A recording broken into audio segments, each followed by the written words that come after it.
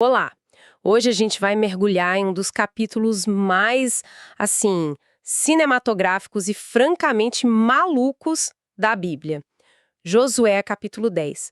O cenário é o seguinte: Israel, liderado por Josué, acabou de fazer um pacto meio inesperado com o povo de Gibeão. E essa decisão, olha, vai acender um verdadeiro barril de pólvora em Canaã. Para nos ajudar a entender o que está acontecendo, a gente tem aqui o texto bíblico e as notas de duas bíblias de estudo muito boas, a Roma e a ANA. E a nossa missão é ir além da história de guerra. A gente quer entender a estratégia, a teologia e o que significou um dos milagres mais famosos e controversos de todos os tempos. Estamos falando de reis apavorados, uma batalha com granizo divino e um sol que simplesmente para no céu. Ok, vamos mergulhar nisso. Com certeza. E é bom lembrar que este capítulo não surge do nada, né? Ele é consequência direta do que aconteceu no capítulo 9. A aliança com Gibeão foi um ponto de virada total na conquista do sul de Canaã.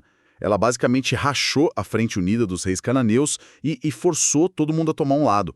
A reação que a gente vai ver era totalmente esperada. E essa reação tem um nome: Adoni-Zedeque, o rei de Jerusalém. O nome dele, aliás, é até irônico. Significa meu senhor é justiça.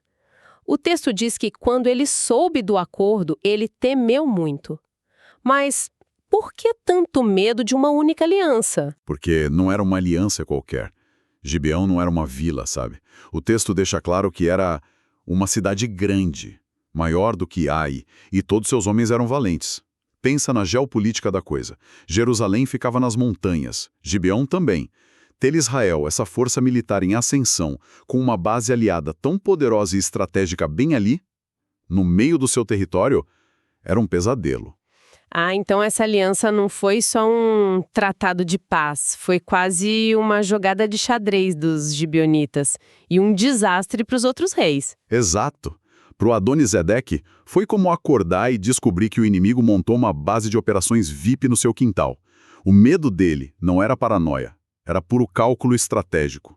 Gibeão virou o calcanhar de Aquiles de Canaã da noite para o dia. E o que uma pessoa com medo e poder faz? Procura aliados. Ele se junta a outros 4 reis amorreus, de Hebron, Jarmute, Laquis e Eglon. E o alvo deles não é Israel diretamente, é Gibeão. Quase uma retaliação, uma punição pela traição. Exatamente, o recado era muito claro. Você não pode simplesmente sair da nossa confederação e se aliar ao inimigo. Eles precisavam fazer de Gibeão um exemplo, né, para ninguém mais ter a mesma ideia. Cercados por esse exército de 5 reis, os gibeonitas fazem a única coisa que podiam. Mandam um pedido de socorro desesperado para Josué, que estava acampado em Gilgal. E a mensagem é dramática: não nos abandone, venha depressa, ajude-nos. E a resposta de Josué é imediata. Ele pega todo o exército dele e marcha, a noite inteira. E essa marcha noturna é um detalhe que não dá para deixar passar. Ir de Gilgal, que fica lá no Vale do Jordão, até Gibeão, que fica nas montanhas, é uma subida brutal. A gente está falando de uns 30 quilômetros com uma elevação de quase 1.000 metros. Fazer isso de noite, com o exército inteiro, e chegar pronto para lutar ao amanhecer, isso é uma proeza militar impressionante. Mostra que ele não estava para brincadeira com essa aliança. Ele honrou o pacto mesmo tendo sido enganado para entrar nele. E antes de sair, ele recebe aquela garantia divina, né? Não tenha medo deles, porque eu os entreguei nas suas mãos. E essa é a fórmula que a gente vê o tempo todo em Josué. A confiança total na promessa de Deus, mas combinada com uma execução militar impecável, ousada. Uma coisa não anula a outra, elas andam juntas. Josué não ficou sentado esperando a vitória cair do céu. Ele fez a parte dele e a parte dele foi exaustiva. A batalha, então, começa com esse ataque surpresa. Os 5 reis não esperavam por isso. O texto diz que o Senhor os pôs em confusão e eles começam a fugir. E é na fuga, na descida de Bet-Horon, que a coisa fica sobrenatural.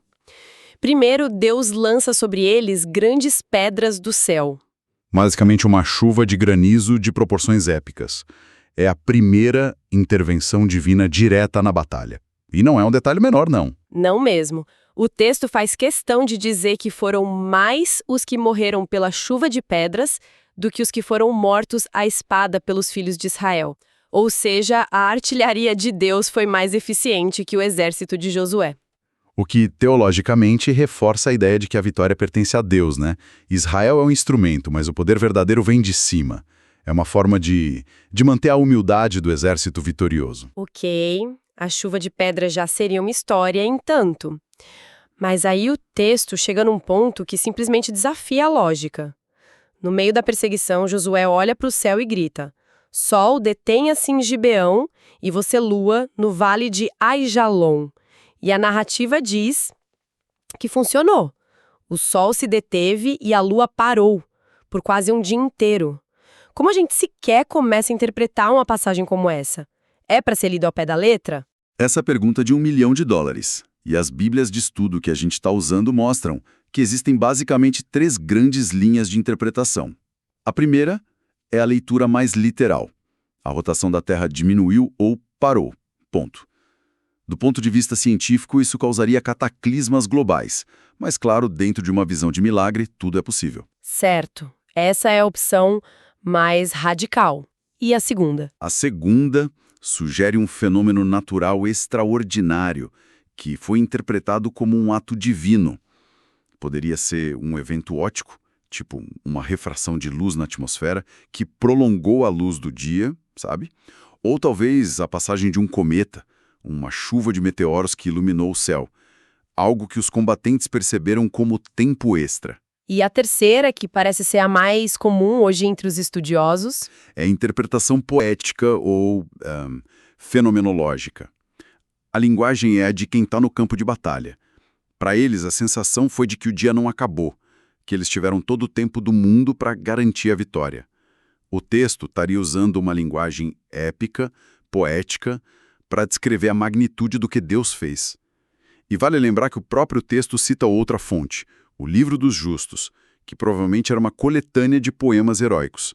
Isso reforça a ideia de que a gente está lendo um relato em estilo épico. Independentemente da interpretação, o próprio autor do livro de Josué parece tratar o evento como algo único.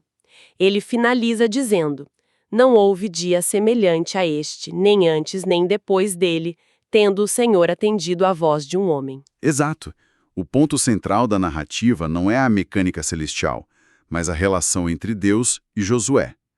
Deus ouve e responde à oração de um ser humano de uma forma sem precedentes, porque, como o texto conclui, o Senhor lutava por Israel. É uma cena de proporções cósmicas.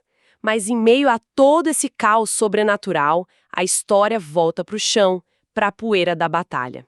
O que acontece com os homens que começaram tudo isso, os 5 reis? Eles fogem e se escondem numa caverna em Maquedá. E quando Josué descobre, ele dá uma ordem muito pragmática. Rolem umas pedras na entrada, deixem os guardas e continuem a perseguição. O recado é: não vamos nos distrair com os troféus antes de garantir a vitória completa. E depois que a batalha termina, ele manda trazer os reis. E a cena que se segue é brutal.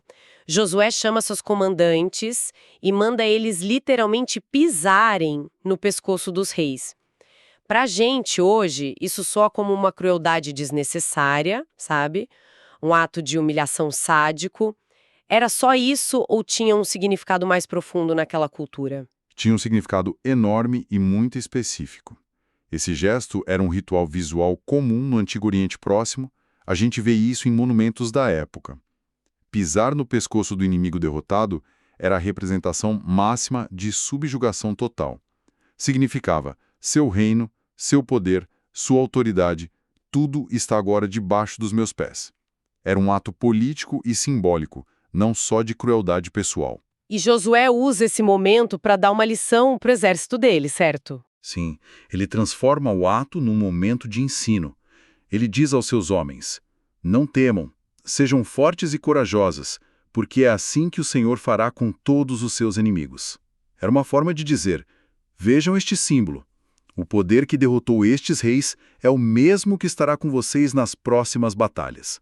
Confiem, era uma demonstração de poder para fortalecer a moral das tropas. E o que vem a seguir é uma campanha militar relâmpago. Depois de executar os reis, Josué e o exército não param. Eles conquistam Maquedá, Líbina, Laques, Eglon, Hebron, Debir, uma cidade atrás da outra. E em cada descrição uma frase muito dura se repete. Destruiu totalmente, não deixou ninguém com vida. Destruiu tudo o que tinha fôlego de vida. Que linguagem é essa? Essa linguagem nos leva a um dos conceitos teológicos mais difíceis e importantes do livro. A prática do Herem, ou Charan, em hebraico. As notas da Bíblia Holman explicam bem isso. Herem pode ser traduzido como consagrar para a destruição. Consagrar para a destruição. Parece uma contradição. Exato. Na lógica da narrativa, não se tratava de uma guerra comum por território ou pilhagem. Era a execução de um juízo divino. Os habitantes e os bens daquelas cidades, por causa de suas práticas idólatras, eram consagrados a Deus através da destruição. O objetivo era purificar a terra, remover qualquer influência que pudesse corromper Israel. Por isso não havia saque, tudo era destruído. Mas isso ainda é muito difícil de digerir. É uma aniquilação total. Sem dúvida. E aqui é importante adicionar uma camada de contexto histórico. Muitos estudiosos do Antigo Oriente argumentam que essa linguagem de destruição total era tipo uma convenção literária da época. Era uma hipérbole, um jeito de reis e generais se gabarem de uma vitória decisiva e completa. Em outros livros da Bíblia, a gente vê que vários desses povos aniquilados continuaram existindo na região. Então a linguagem pode ser mais sobre a magnitude da vitória e seu caráter divino do que um relato forense de cada habitante sendo morto. Ah, então pode ser uma mistura de um mandamento teológico específico com um estilo de relato de guerra que era comum na época? Exatamente. É a teologia do Herem expressa através da retórica militar do Antigo Oriente. O ponto principal era claro. A vitória foi total, a ameaça foi neutralizada e a terra foi reivindicada para Deus conforme a promessa. A campanha inteira termina com Josué controlando toda a porção sul de Canaã. Uau! Que jornada! Se a gente resume, tudo começa com uma aliança, essa aliança gera medo, o medo cria uma coalizão, a coalizão ataca, e a resposta é uma batalha que vira um evento cósmico, seguido por uma conquista brutal e sistemática. A gente sai de uma negociação política para uma guerra que parece definir o destino de uma nação. É uma escalada impressionante. E o plano do Adonizedec, que era para esmagar a influência de Israel, acabou sendo o catalisador que entregou o sul inteiro nas mãos de Josué. Um tiro pela culatra. Totalmente. Então, para a gente fechar, o que fica dessa análise toda? A narrativa de Josué 10 é poderosa, mas também profundamente perturbadora para um leitor moderno. E isso nos deixa com uma reflexão final. O texto apresenta a guerra não como um simples conflito humano, mas como a execução de um decreto divino usando conceitos como o Herem. Para quem lê isso hoje, como podemos processar a ideia de uma guerra santa ordenada por Deus com essa linguagem de aniquilação? Qual o desafio de ler com seriedade essas passagens antigas, que vêm de um contexto cultural e teológico tão distante do nosso, sem simplesmente ignorá-las ou, por outro lado, aplicá-las de forma perigosa e literal? Acredito que o verdadeiro desafio não está em apenas entender o que o texto diz, mas em lutar com o que ele significa para a gente, aqui e agora.